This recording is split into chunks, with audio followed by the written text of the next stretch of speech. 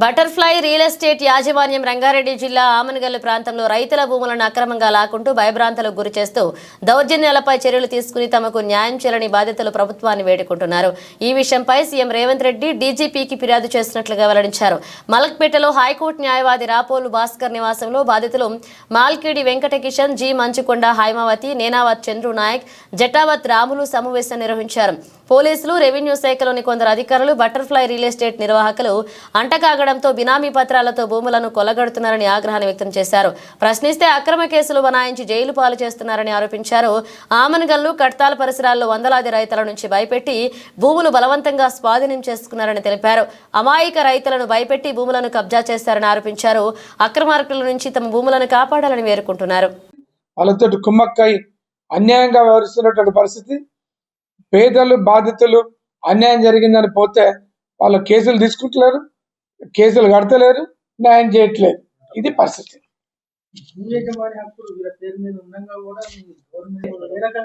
బాధాకరమైనది ఏంటంటే ఒక 5 సర్వే నెంబర్లలో 100 ఎకరాలు కొంటారు. ఆ సర్వే నెంబర్ల మధ్యలో కొంతమంది పేదల భూములు ఉన్నాయి. వీళ్ళ నమ్మమంటే అమ్మలేదు. వాళ్ళు ఏం చేస్తారో వాళ్ళ కాడు ఉన్నటువంటి అన్ని సేల్ డీడర్ని పేజ్ చేసుకొని నాలా కన్వర్షన్ చేస్తారు. నాలా కన్వర్షన్, నాలా పర్మిషన్ తీసుకుంటారు. నాలా పర్మిషన్ తీసుకొని సేల్ డీడ్ తీసుకొని నాలా పర్మిషన్ తీసుకొని డిటిసిపి అధికారుల కాడికి పోతారు.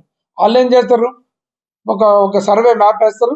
దానికి సంబంధించినటువంటి వాళ్ళ డబ్బులు వాళ్ళకి ఇచ్చేస్తే డిటిసిపి అధికారులు లక్షల డబ్బులు తిని లేఅవుట్ మంజూరు చేస్తారు.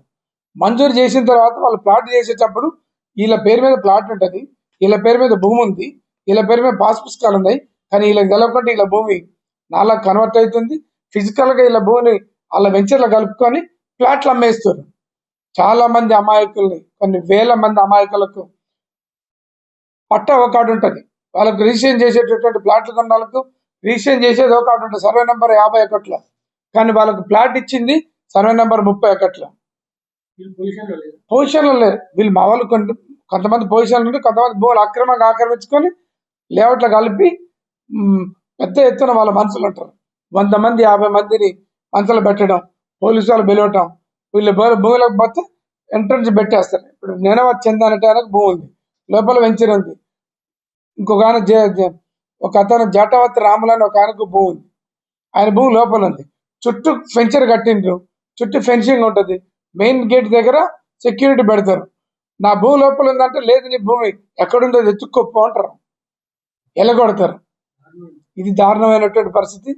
వీళ్ళు నయముని మరిపించేటటువంటి పద్ధతులలో అక్రమంగా భూములు, పేదల భూములు ఆక్రమించారు, కన్వర్షన్ చేశారు.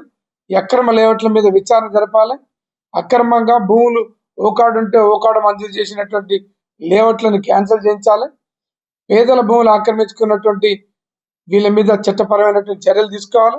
సీలింగ్ భూములు, అసైన్ ల్యాండ్లు వీటన్నిటిని కూడా కలుపుకొని, అసైన్ గమ్మత్ ఏంటంటే అసైన్ ల్యాండ్ ఒక ఆడు ఉంటుంది, సర్వే నెంబర్ 31లో 51 ఉంటుంది, లేఅవుట్ 63లో ఉంటుంది. వాళ్ళ ఈ అసైన్ ల్యాండ్ భూములు, పేదలకు సంబంధించిన భూములు కూడా వాళ్ళకు ఫిజికల్గా ప్లాట్ ఇచ్చేస్తారు. రిజిస్ట్రేషన్ ఒక ఫిజికల్ పొజిషన్ ఒక. ఏం చేస్తారు, అంత పెద్ద వ్యవస్థతో కొట్టుకోలేం పట్టుకోలేమని ఎంతో కొంత తీసుకొని భూములు పెట్టి వెళ్ళిపోయారు. సుమారు ఇప్పటికీ ఆమనగల్లు, కడతాళ్ళు, ఇంకా కొన్ని ప్రాంతాలు అన్నింటిలో కలిపితే దగ్గర ఒక 500 నుంచి 1000 మంది బటర్ఫ్లై వాళ్ళ బాధితులు ఉన్నారు. భయానికి బయటికి రావట్లే. బటర్ఫ్లై ఎవరైనా వచ్చి కంప్లైంట్లు ఇస్తే వాళ్ళ మీద దాడులు చేయించడం. ఈ రానవత్ చంద్ర అనేటువంటి ఒక వ్యక్తి, ఆయన వినకపోయేసరికి పోలీసులను ఉపయోగించి 16 దొంగ కేసులు పెట్టింది. ఒక గిరిజన పేద మనిషి, ఆయన మీద 16 కేసులు పెట్టి. అందుకనే వీటన్నిటి మీద మేము చర్యలు తీసుకోవాలని చెప్పేసి ముఖ్యమంత్రి రేవంత్ రెడ్డి గారికి, తర్వాత రెవెన్యూ, మున్సిపల్, తర్వాత డిటిసిపి వీళ్ళందరికీ కూడా మేము అధికారులకు, డీజీపీ కూడా కంప్లైంట్ పెట్టినాం. వీటి మీద విచారణ జరపాలని, వీళ్ళందరికీ కూడా పేదలకు న్యాయం చేయాలని చెప్పేసి ఒక న్యాయవాదిగా డిమాండ్ చేస్తాం.